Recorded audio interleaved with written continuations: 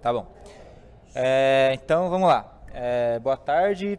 A gente vai dar uma apresentação aqui sobre inframutável aplicado a um e-commerce, um case do time, né, da Rivendell.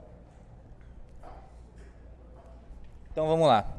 Eu sou Eduardo, esse é o Diego Lacatos e aquele é o Wilton. Antes, né? A gente vai contar meio que uma história do cliente aqui e tal, para tentar exemplificar, e depois a gente vai entrar no detalhe técnico de como que foi feita a implementação. Então, antes do início, a gente teve uma conversa com o cliente normal, o cliente entrou em contato aqui com a Rivendell, né? Querendo resolver um problema que ele tinha, né? Que no caso era melhorar o desempenho da aplicação, aumentar a quantidade de acesso e aumentar a conversão de venda dele lá. A gente entendeu o problema, né? E a gente sugeriu inicialmente a gente realizar um teste de carga. Por que esse teste de carga? O cliente ele queria entender, né, o que a gente poderia ajudar ele, em qual ponto a gente poderia ajudar a melhorar a performance da aplicação, né? E o único jeito da gente ter material e ter dados para provar para ele que se a gente sair de uma arquitetura A para uma arquitetura B melhorou alguma coisa é através de um teste de carga. Então a gente fez um teste de carga do jeito que estava, o ambiente que estava, a gente definiu roteiros de teste, 3 roteiros de teste, um envolvendo acesso somente à home, outro tendo acesso, um fluxo de compra, e um outro fluxo de compra também definido pelo cliente. Então esse foi o start do projeto em si. Feito o teste, né, de carga, a gente mandou esse material para o cliente lá com os resultados, né, aproximadamente, né, a homepage aguentava 500 requests por segundo ali, sem degradação, e os dois fluxos de compra de 2 a 2.500, dependendo do fluxo de compra. Esses foram os resultados que a gente chegou e o cliente queria chegar até 10.000 requests, tanto no acesso a home quanto nessas compras aí. Então aqui, o início a gente vai apresentar um pouco da arquitetura inicial do cliente, o que foi proposto, o que é inframutável e o fluxo de automação que a gente desenhou para poder entregar isso para o cliente. Então, a arquitetura inicial... Deixa eu só vir para cá um pouquinho. Tem laser aqui? Não. A arquitetura inicial consistia no quê? Tinha um CloudFront para servir os estáticos, CSS, imagens e etc. da aplicação. E ele fazia um esquema de failover através do Route 53. Então ele tinha o custo de 2 operações, sendo que uma delas nunca era utilizada. E ele nunca testou se o failover de fato funcionava, porque ele nunca precisou fazer, nunca aconteceu nenhum tipo de problema. Então era a mesma estrutura, né, de máquinas, né, até o banco de dados, em 2 regiões diferentes. E o chaveamento seria feito através do DNS. Só que nunca foi validado esse processo. Então um dos custos ali era um custo morto ali, onerando, né, recurso de financeiro ali do cliente. Então, basicamente, o que a gente tinha ali? Uma máquina, a aplicação, né, tentar explicar um pouco da aplicação. Era uma aplicação que era o e-commerce em si e o back-office do cliente ali. Então, uma máquina era para a própria aplicação, que o cliente final consumia, acessava lá o site, fazia uma compra, né? E a outra parte era o fluxo administrativo por trás, de controle de estoque, de venda, de acompanhamento, etc., da própria empresa, né? Então, cada sistema desse seria uma máquina sem HA, sem load balance, sem nada, a instância C2 lá, e um banco de dados RDS. E como que como que o cliente tentava resolver a questão de desempenho de performance? Ele colocava o maior tipo de máquina da AWS. Era isso que ele tinha no início. Então, a gente sugeriu esse modelo aí, essa arquitetura. Dividir as aplicações, né, entre realmente o que o cliente acessa e a parte administrativa ali, usar load balancer, autoscaling, ter alta disponibilidade em todas as pontas ali, do banco ao back, ao front-end ali. Usar a seção, né, que eu não citei antes, a seção do usuário era persistida no próprio banco de dados, a gente sugeriu, né, fazer uso de Redis. E também, como tinha muito upload de arquivo, a gente sugeriu fazer o uso do serviço de EFS da AWS para não ficar salvo na máquina, uma vez que a gente ia ter autoscaling ali. Beleza, a gente chegou lá, apresentou isso para o cliente, tentou, justificou, né, olha, isso aqui vai te trazer maior resiliência, você vai ter um autoscaling ali, o seu desempenho vai melhorar. Então, assim, no final, o que a gente tem que entregar para o cliente, né, o que a gente entregou para o cliente? Teria que entregar isso aqui, funcionando, né, com a aplicação dele ali sendo executada, e efetuar os mesmos testes contra essa arquitetura. E aí sim, através da análise dos resultados, comprovar, cara, essa arquitetura aqui conseguiu entregar muito mais venda, né, muito mais requisição para o seu site com um custo mais barato. Por que com custo mais barato? Porque a gente consegue dimensionar as máquinas através do tráfego que ela tem por causa do autoscaling. Antes ele colocava a última máquina da AWS, o último tipo de máquina lá. Com o autoscaling a gente conseguia reduzir isso num tipo de instância um pouco menor e conforme a quantidade de tráfego de acesso aumentasse, através de algumas regras ali, a gente escalonava isso horizontalmente. Então vamos lá, o que é inframutável no nosso entendimento?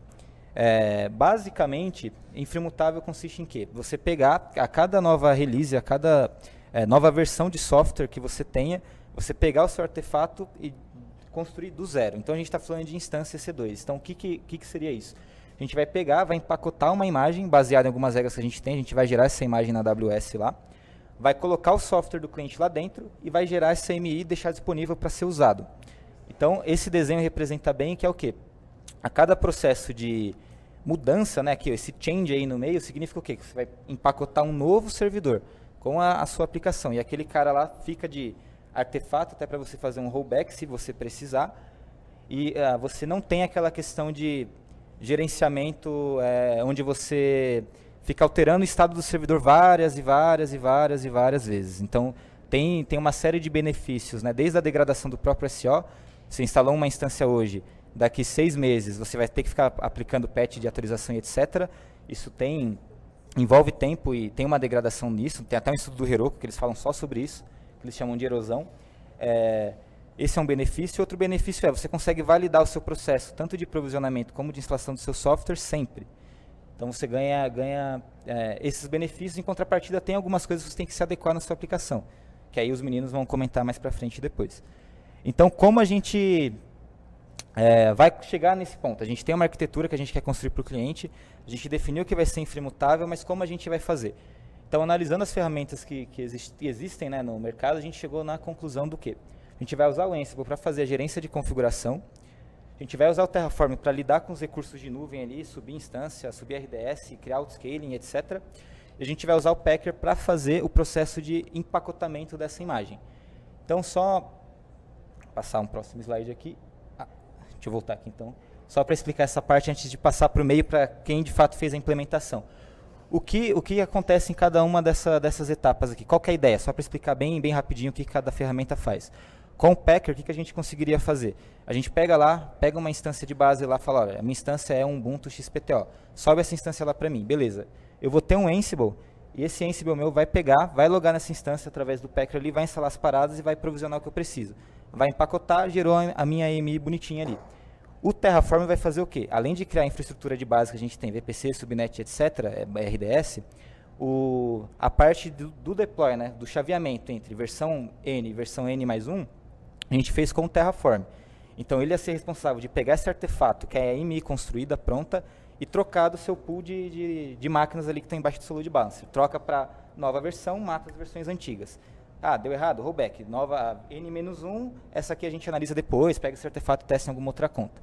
Então a nossa ideia era a gente entregar uma infraestrutura que fornecesse maior resiliência para o cliente, com desempenho melhor e com custo menor, e ainda fazendo uso de ferramentas, né, de infra as a code para esse processo conseguir ser repetido várias e várias vezes com confiança. Então isso foi o início, o projeto foi feito por várias pessoas, eu atuei mais no início, junto com o Wilton, e aí agora o Wilton vai contar um pouco mais da experiência da implementação de fato dessas definições que a gente fez em conjunto. Beleza, só passar aqui. Bom, no meio, basicamente eu vou explicar os desafios encontrados em implementar uma inframutável no cliente. Vamos lá. As boas práticas, né, que são alguns pontos que... Boas práticas, que foi um ponto que eu encontrei muita dificuldade no começo. A organização do repositório do cliente, e isso não entra tanto na parte da implementação, mas eu acho importante falar porque na implementação prejudicou bastante. A comunicação com o cliente, tanto por parte da gente quanto por parte deles, foi um pouco ruim, mas eu já vou explicar também.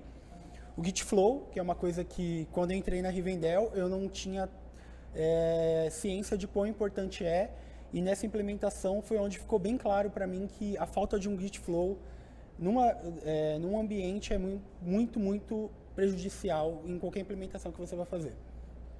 E a entrega. Vamos lá. As boas práticas do Terraform, no começo só veio para mim que eu tinha que implementar, então eu fui estudar mais, eu me atentei mais a estudar a ferramenta, em como construir um EC2, um RDS, uma VPC, toda a arquitetura. Inclusive eu quero agradecer o Bin, que está sentado ali, que ele me ajudou bastante no começo, né? Sentei do lado dele um bom tempo, ele me ajudou. E o que aconteceu? Eu fiz todo o código boa parte junto com o Bin, e quando eu fiz a implementação e a gente começou a ver como é que ia funcionar, eu descobri que eu fiz de uma maneira incorreta, onde para eu fazer qualquer alteração na minha aplicação, eu ia ter que destruir a VPC, as subnets, a NAT, tudo isso ia prejudicar e ia gerar indisponibilidade para o cliente. Então fui dar uma pesquisada para entender as boas práticas do Terraform e usar o conceito de módulos.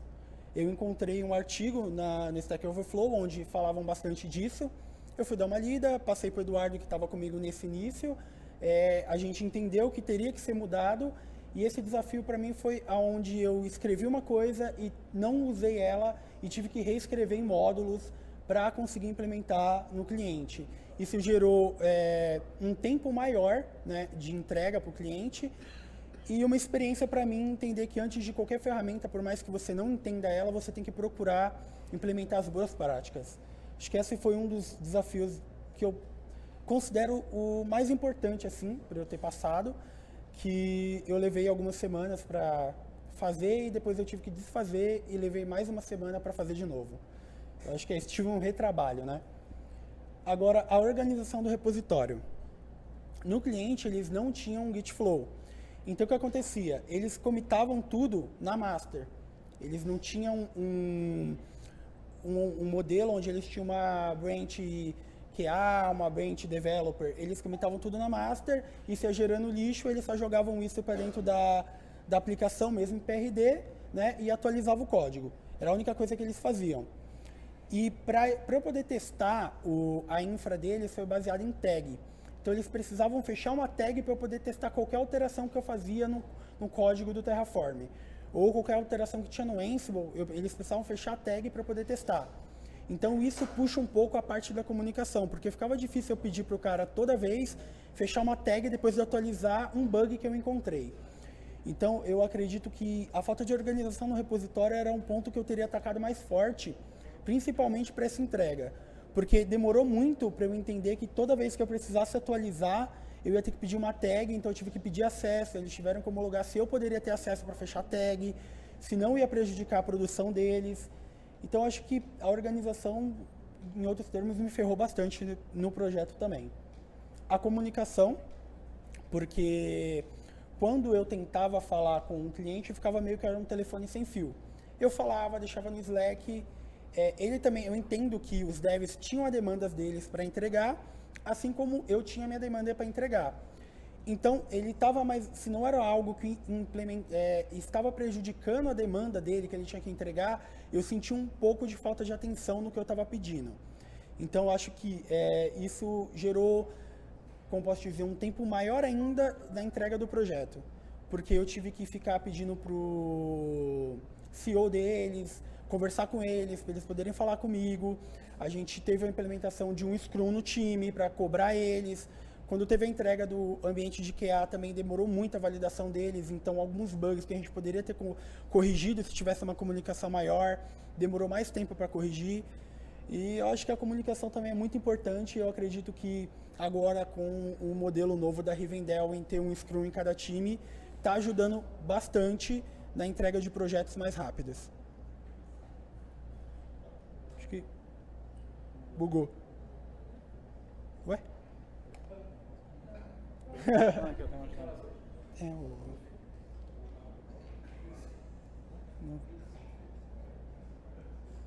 Aí, vamos ver se vai agora. Não. agora o Git Flow. Basicamente, se o cliente tivesse o Git Flow, isso ia ajudar, me ajudar muito, ia facilitar muito minha vida, o projeto teria saído muito mais rápido. Um problema que eu tive também é que na entrega do ambiente de QA foi onde eu mais tive uma cobrança do cliente por algumas falhas na nossa ferramenta que a gente estava utilizando, que era o Jenkins, né, ainda está utilizando, que quando tinha um push na master, ele automaticamente buildava uma atualização no ambiente de QA, que ele entendia que tem uma atualização no código de QA. Se ele tivesse uma branch QA onde tivesse os commits dos devs para atualizar o código lá, eu não teria o problema que eu tive, que enfileirou 1 milhão de builds no Jenkins, e isso acabou travando o Jenkins e derrubando ele, e a gente só veio descobrir depois que teve o alarme nos AVIX, e o cliente me perguntou se isso já não tinha sido validado. Aí, para eu explicar para ele que isso foi um problema mais de Git Flow, e passar para ele que não um problema de projeto, foi muito difícil. Porque explicar para uma pessoa, para uma empresa, que a área de desenvolvimento dela não implementou uma coisa que ajuda uma implementação segura, onde você não tem a falha, você tem uma alta resiliência do seu código, é muito difícil, porque ele não vai acreditar se hoje ele já tem um ambiente que está funcionando, entendeu? Então, eu acho que o Git Flow é muito importante. Já teve algumas talks, eu acho, né, sobre o Git Flow. É muito importante, eu vi como um ponto, eu não entendia que era um ponto importante no projeto, mas hoje, se eu fosse falar de termo de dificuldade, a primeira coisa que eu teria entrado lá e falado para eles é: vamos organizar esse repositório, vamos implementar o Git Flow, por mais que a gente demore 2 ou 3 semanas a mais para entregar o projeto, vamos deixar organizado para ter uma coisa que vai estar rodando 100% o tempo inteiro. Aí agora a entrega, né? Eu acredito que eu vou passar para o Eduardo, que ele vai falar a primeira entrega dele, eu vou falar a minha, depois vem o Lacatus. Isso aí. Tá. No começo do projeto, né, fazer uma menção honrosa ao Silvio, né? O Silvio era o nosso tech leader, né? Então era eu, o Wilton e o Silvio que estava tocando mais essa parte aí. Então eu fiquei mais focado na parte do Ansible, né, e do Packer, porque assim, eu também nunca tinha mexido com Packer, eu não estava entendendo, demorei para entender como é que funcionava aquilo. Então estava tocando mais essa parte e o Wilton estava mais focado na questão do Terraform. Então as minhas primeiras entregas foram as Ansible roles que instalavam, né, no caso da aplicação do cliente, era o Nginx com PHP FPM, a outra parte era o Nginx com Node lá. Então a gente fez essas roles aí para poder ser reaproveitado ao longo do processo de provisionamento da instância, né? Eu atuei nessa parte, na entrega do Packer mesmo, né, do template Packer, para poder gerar esse artefato. Então essas foram as minhas entregas no repositório do cliente. E foi isso. Aí o Wilton vai explicar um pouco da parte do Terraform. Beleza. Minha parte do Terraform foi baseada enquanto o Edu estava desenvolvendo o Ansible e o Packer, eu ia consumir esse artefato que o Packer gerava junto com o Ansible.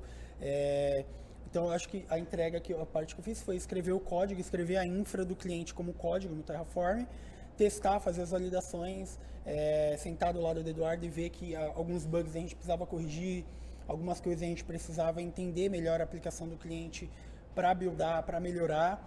E logo depois, quando o Eduardo saiu do projeto para entrar em outro projeto, eu tive que entender também melhor o que estava acontecendo por trás no Packer, como é que o Packer estava chamando o Ansible, entre outras coisas que fizeram parte do projeto. E teve uma dificuldade, sim, né, como qualquer projeto, e algumas coisas a refinar antes da entrega final, que foi quando os códigos foram todos para o repositório do cliente e a gente dava assim por entregue a parte do projeto e tinha terminado o projeto, né?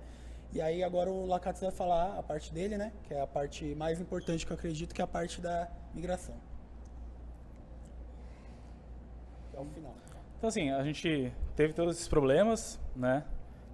Mais pro início, do início pro meio do projeto. Quando foi chegando mais próximo à migração, a gente conseguiu acertar as coisas, né? Conseguimos ter um alinhamento melhor com o cliente, né?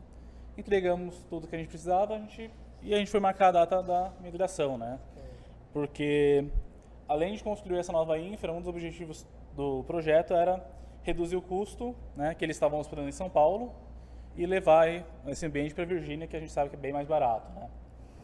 E aí a gente fechou um roteiro de migração com o cliente, visando ter o menor downtime possível, né?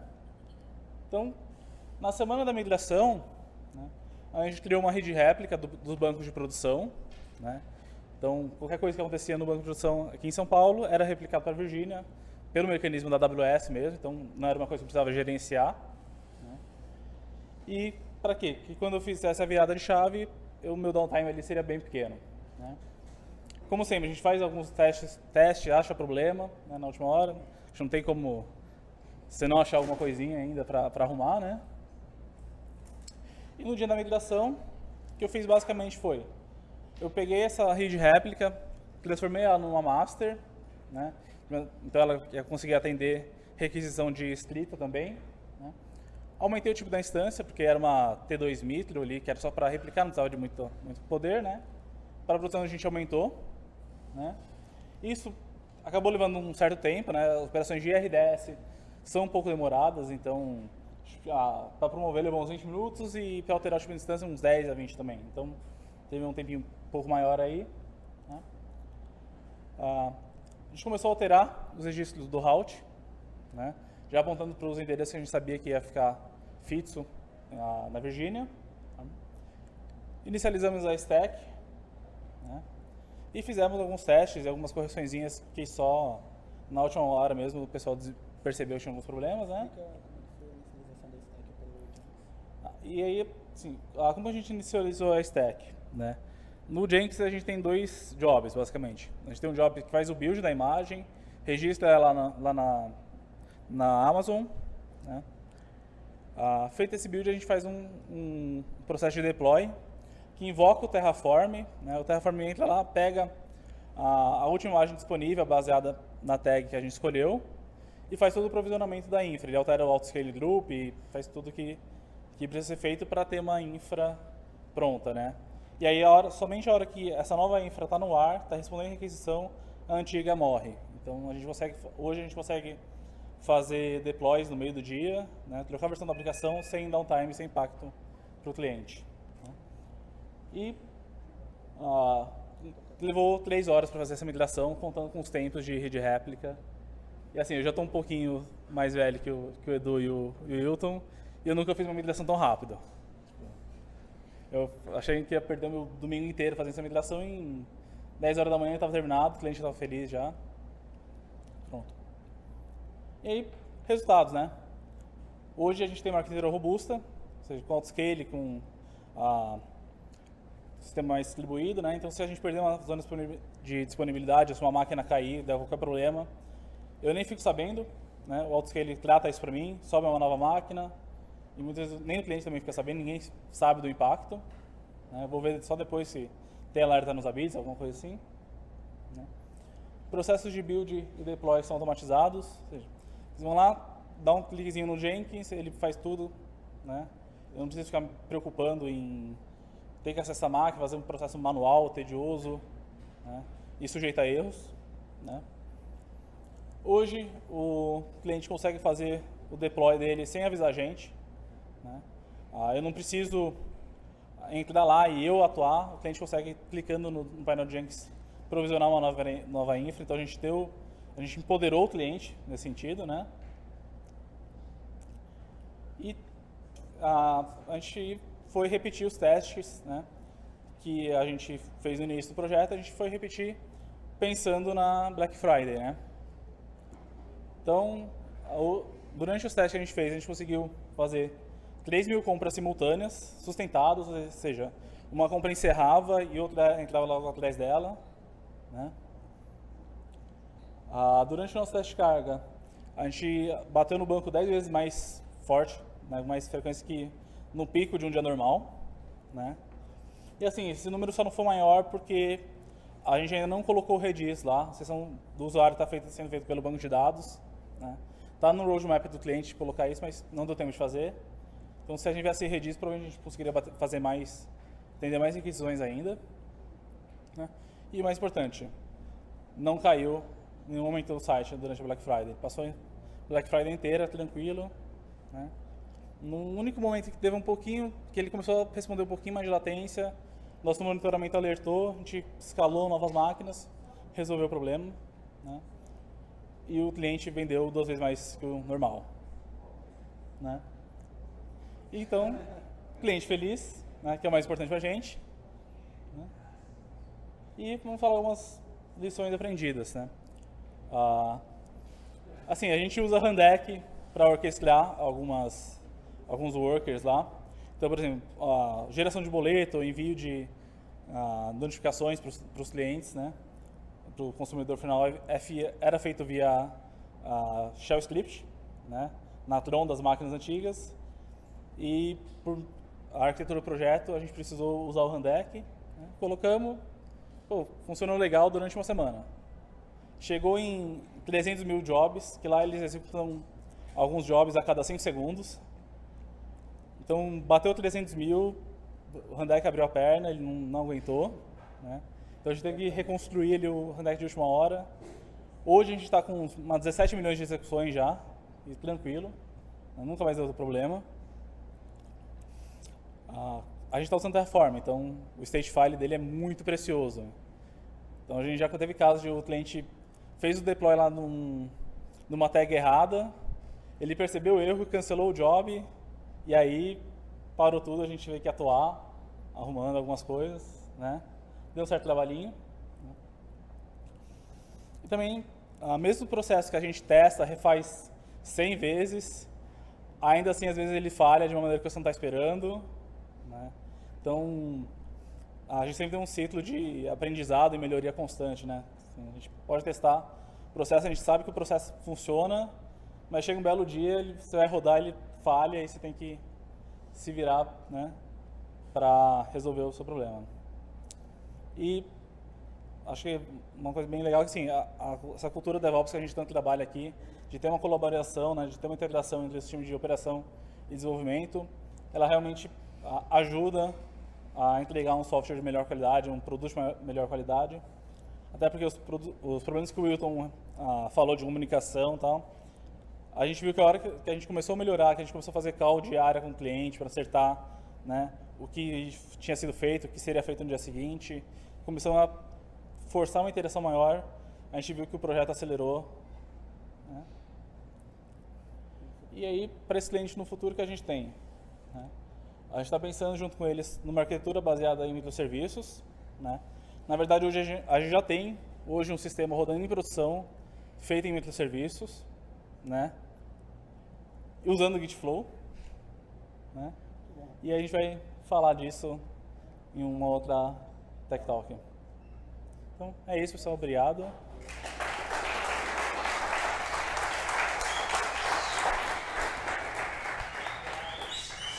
E agora está aberto para perguntas. Alguém tem alguma dúvida, curiosidade?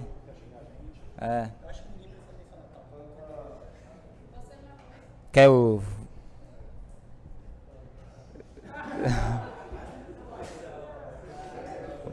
O Luiz Rezende vai fazer uma pergunta aqui pra gente.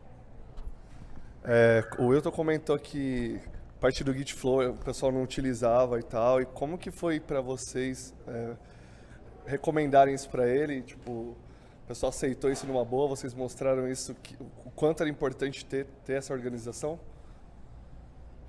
Então, sim, a gente conversou com eles, explicou que o Gitflow era muito importante e que ia ajudar no projeto, só que a resposta que a gente teve é que ia atrasar o projeto, eles pararem para fazer um Gitflow e não atendia eles naquele momento.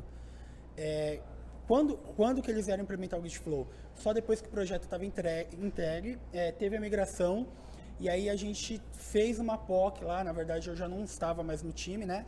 Mas o Lacato, junto com o Gabriel, eles fizeram uma POC lá de Gitflow, e aí foi onde o cliente começou a fazer essa migração e entender que o Gitflow é importante. Na época do projeto, ele descartou totalmente a possibilidade de utilizar.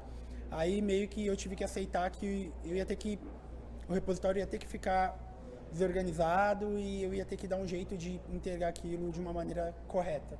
Acho que foi isso. Acho que assim, eles acabaram sentindo algumas dores, né, de não utilizar o Gitflow, né?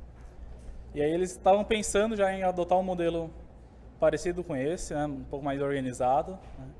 E eles pediram para a gente ir lá na empresa, no prédio deles, né, e fazer uma apresentação explicando o que é o Git Flow, como funciona, né.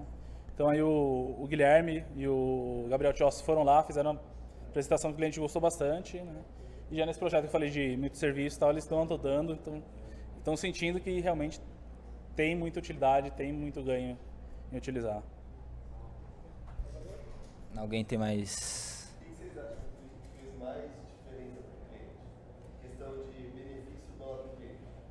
Tá, pra mim, como eu atuei no começo, a primeira coisa que o cliente me falou é, cara, pra fazer deploy aqui é uma dor de cabeça. Tipo, só o PO podia fazer deploy, ninguém podia fazer nada na hora do deploy. Tipo, realmente, deploy era uma cerimônia lá, tipo, tinha que parar, avisar todo mundo, todo mundo ficava tenso, era feito em horários específicos, em dias específicos. Então, como eu atuei mais no começo, a minha preocupação era, cara, eu quero que de algum jeito, para esse cliente aqui, o deploy não seja um problema, que ele simplesmente faça o deploy na hora que ele quiser, quando ele quiser, da forma que ele quiser, e se der errado, ele faça o rollback com a mesma facilidade que ele fez o deploy. Então, basicamente, o que é? Versão da aplicação, combo box lá no Jenkins, tal, play, deploy feito. Ah, tá errado? Não sei. Cagou alguma coisa? Volta a versão, escolhe lá, play. Então, basicamente, para mim, o maior benefício que eu vejo pro cliente, talvez por eu ter atuado mais nessa parte, foi ele conseguir fazer deploy do jeito que ele quiser, como ele quiser, e porque isso acelera o desenvolvimento dele. Tipo, ele não fica com medo, ele não fica acumulando um monte de coisa para poder fazer o deploy. Ele está livre para ele fazer o deploy, porque ele tem confiança. Cara, o que está rodando hoje eu sei que está estável, eu vou colocar uma coisa nova. Se der problema, eu vou conseguir voltar com a mesma facilidade. Então, para mim, foi o maior benefício. Eu acho que além disso que o Edu falou, que é bem importante, né? A gente também conseguiu assim, manter uma boa disponibilidade do site. Então, o site tem praticamente 100% de uptime desde que a gente migrou, né? Quedas bem pequenas e pouquíssimo tempo, né?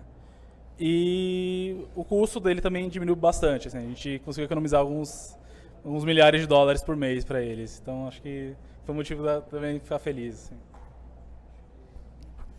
Acho que falando nisso, eu acho que tem um gráfico que a gente colocou, né?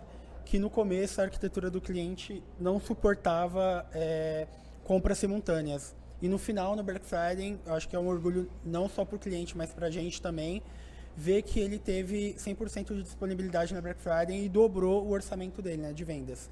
Então, acho que isso para o cliente deve ter sido muito bom também, né? Entrou dinheiro. Duas vezes, na economia e na venda.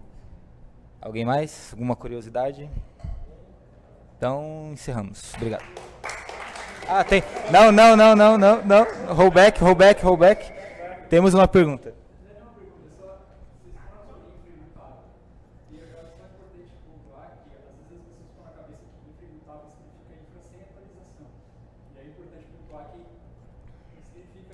Sim.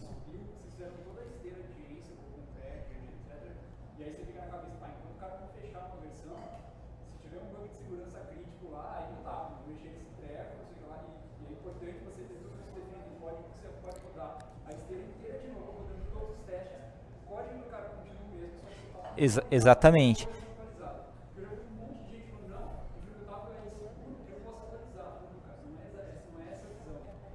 A gente faz um update dos pacotes lá que inicia a instância. Tem lá um user data. Então, é igual você mesmo falou, tipo, o ciclo de vida lá do desenvolvimento da aplicação do cara não está atrelado ao ciclo de vida, se a gente pode dizer assim, né, do servidor ali. Tipo, as receitas Packer em Ansible e Terraform, elas evoluem na linha delas ali ao longo do tempo, e o cara tem um artefato que é o software dele. Esse